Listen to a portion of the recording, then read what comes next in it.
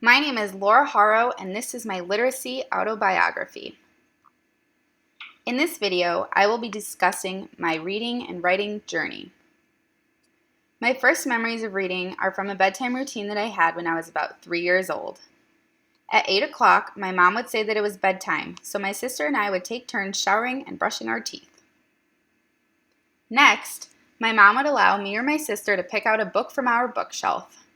We took turns, and we almost always chose a Dr. Seuss book. Here are just some of my top favorites from my childhood. My mom would read to my sister and I in bed, and at a young age, my sister and I began loving books. I loved the rhyming, silly characters, and the voices that my mom gave to them. From ages 3 to 5 years old, I was enrolled in preschool. Here, I learned my alphabet, and I was beginning to learn that each letter made different sounds. Learning in preschool was so much fun for me. I sang with my teachers and classmates, and we used songs to learn our letters and corresponding sounds. Here's a video of a song that was similar to the one that we used to listen to.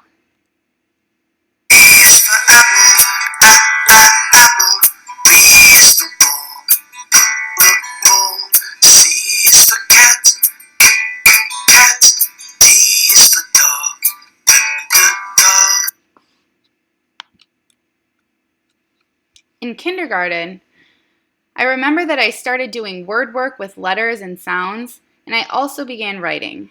I was given worksheets that required me to trace uppercase and lowercase letters, very similar to the one that I posted here. When I was in kindergarten, my mom continued to read and rhyme every night with my bedtime story, and she began letting me read. I sounded out words, and I learned that X makes the same sound as CKX, as well as many other things that Dr. Seuss taught me. Reading was generally a joyful activity for me, and in first grade, I was assigned to read my first Junie B. Jones book. Junie B. Jones is a graduation girl. I thought it was a great transition from picture books to chapter books. I loved Junie B. Jones so much that my mom decided to buy me an entire collection from a Scholastic magazine that I had received at school. Owning an entire collection motivated me to read because I wanted to know what happened in each book. Junie B. was a character with a huge personality, and reading about her experiences in first grade were both relatable and funny to me. I read Junie B. Jones through 4th grade, and then I stopped my love for reading. My 4th grade teacher told me that I couldn't read Junie B. Jones anymore because the books were no longer age appropriate. I needed to move on, but I thought chapter books without pictures were just so boring. From 4th through 10th grade, I disliked reading. As a result, I usually only read when I was required to do so for school. Although I didn't really like reading in junior high and high school, I loved to write. In junior high, I would write in a diary, and I found writing to be a form of therapy. Later in high school, I found power in persuasive writing and convincing an audience with effective reasoning.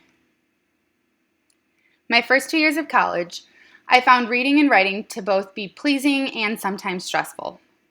Reading was generally a peaceful task, but I was still learning how to balance homework loads, and so I often felt overwhelmed with reading over 300 pages a week. My English professor, Dr.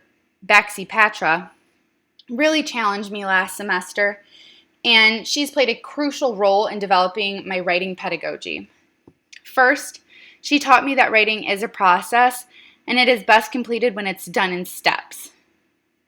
We revisited the 5 steps of writing that we've almost all seen in elementary school.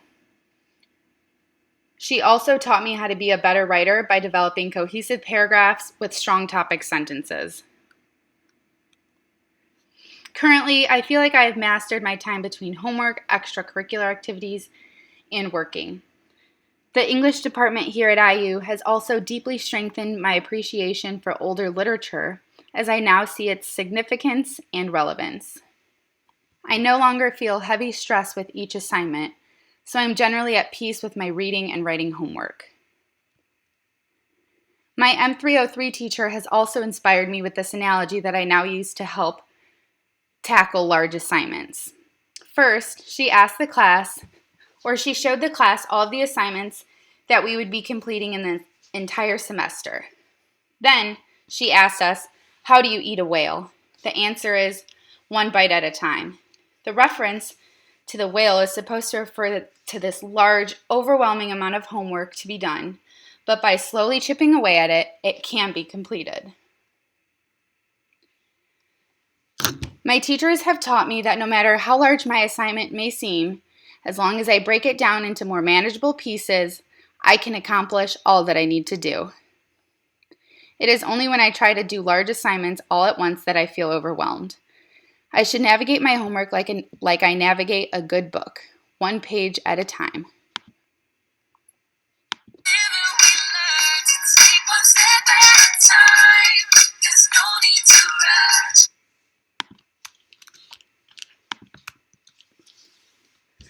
Although my teachers have taught me a lot about tackling assignments, I owe a huge amount of credit to my daily planner. It helps keep me organized with assignments, bills, and things to do.